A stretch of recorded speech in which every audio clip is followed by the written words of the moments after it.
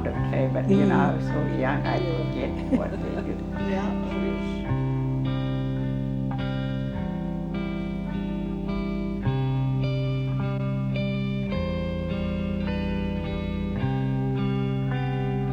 Out little horses. We'd have horses, we'd have lions.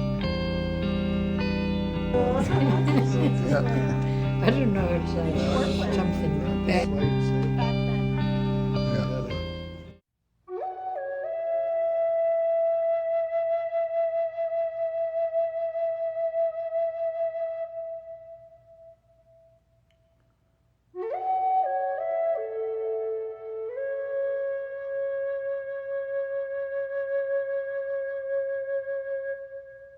Are you able to speak the traditional language of Okanagan?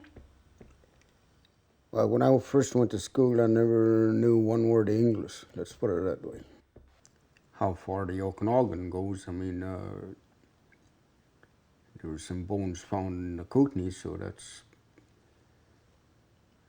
how far the Okanagan people existed, you know. Other than that, the old people. When I was younger, old people talked a lot about places here and there, but you know as well as I, when you're a kid, you don't pay attention, you know. And did you learn any traditional cultures or traditions, as in hunting or fishing, gathering?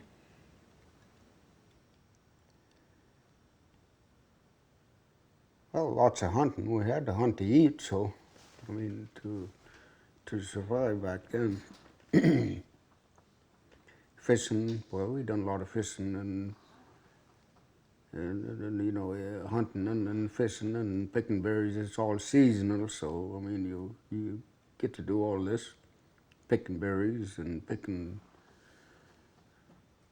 some spitlum and Saskatoon. They used to dry them and put them all up on the roof. I can remember my grandmother used to put them all on the roof there and dry Saskatoon berries, and had sacks and sacks of dried fish hanging up on them big trees. And everybody had a great big huge cellar. Everybody had one back them days, and it was full of bins full of potatoes, carrots, onions, and sometimes apples. They didn't last long. It was tough times and good times, but in my time, back in my time, I guess you'd say there wasn't too much moose. You had to go up further up north for moose. And now there's lots of moose around, but deer, there was lots of deer back in my days. You know, you could leave the house in about an hour and then come back with a deer. You know, deer was plentiful. Now it's with all the roads and fences that they fence the roads. You take like Coca Hill, it's fenced on both sides, you know, and the migration of the animals, you know, it cuts them off and they don't know where to go, where to water, and the old people, from what I heard from my elders, that natives, they used to follow the migration of the animals because they feed on it, you know.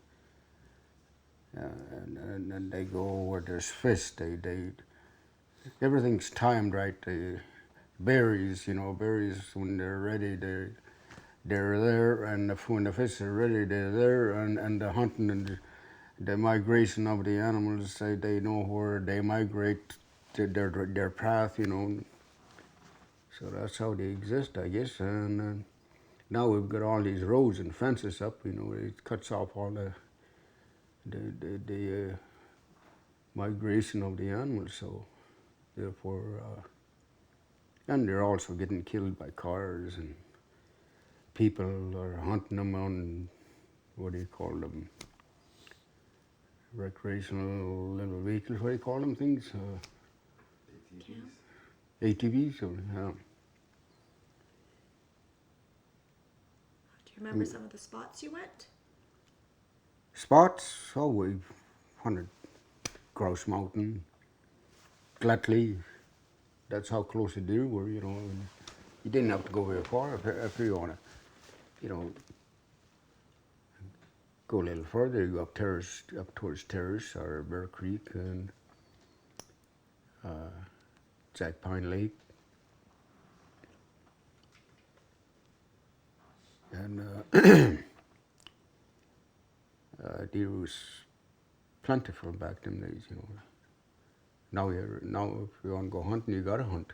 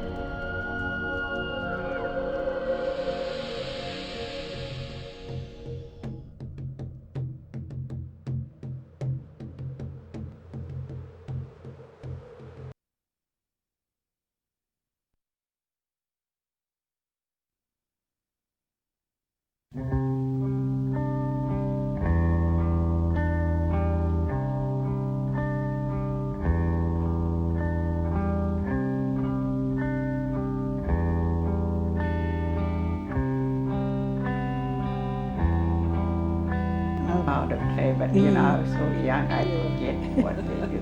Yeah.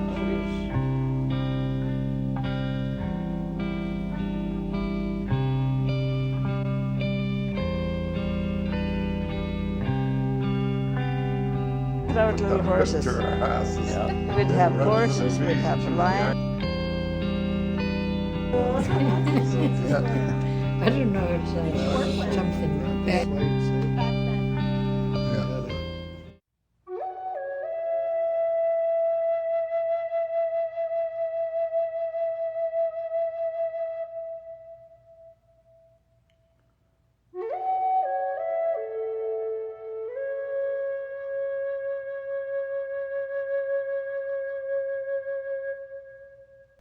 I know you have quite a few sisters. What did you guys do for fun and activities when you were growing up? When we were growing up.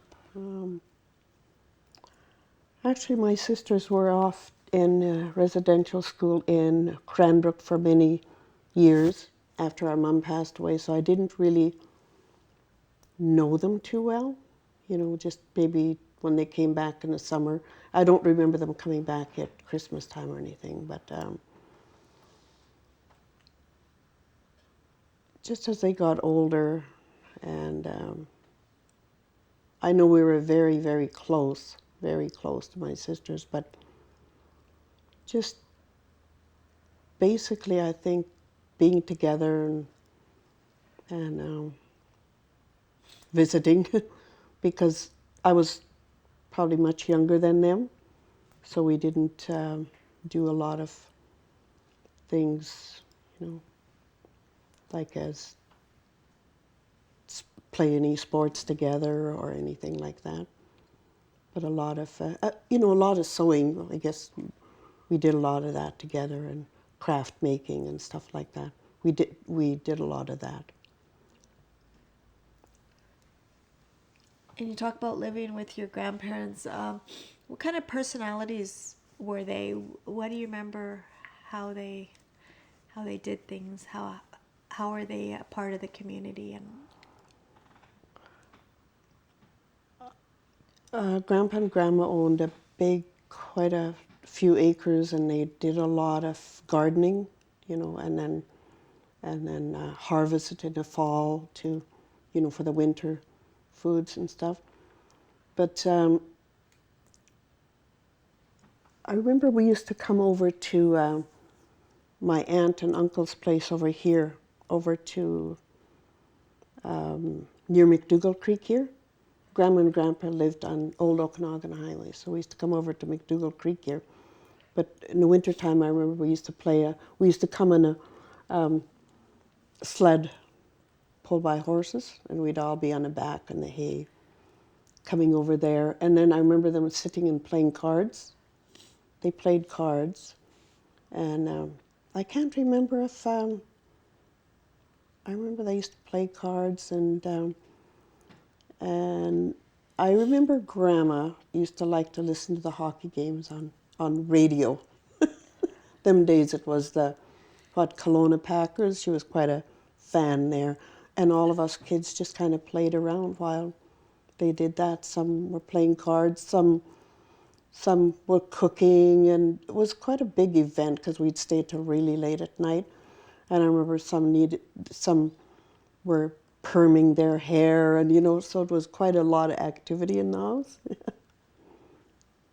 And who were your aunt and uncle? My aunt was Aunt Adeline Morcelli. My other aunt was Rosie, and Louise McDougall.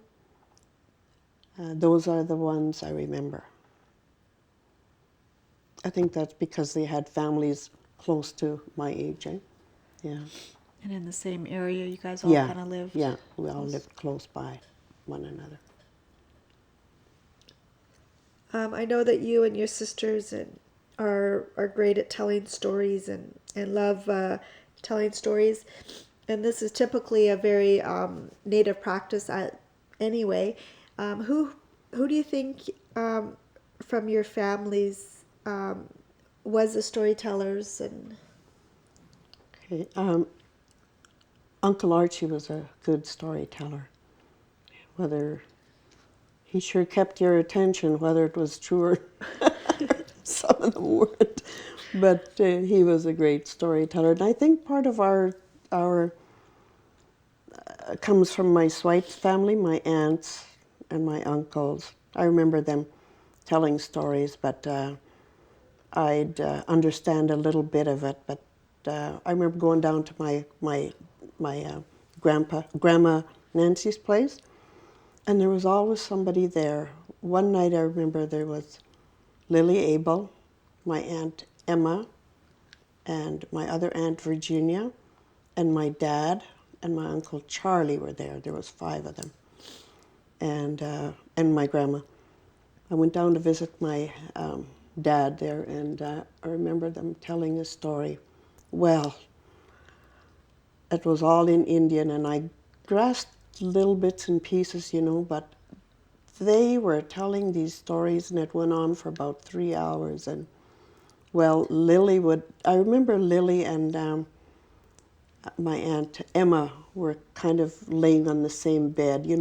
Our old houses, we had just one big room sort of a thing, but they were laying on the bed, and my Uncle Charlie was laying on the other bed.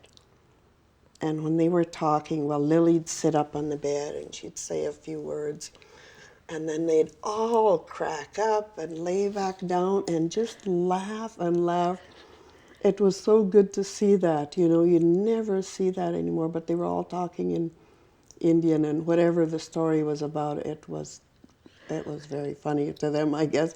And I was asking my dad then, I told him, well, what are they saying? And he said, oh, well, I couldn't really tell you because it's not, it wasn't that funny.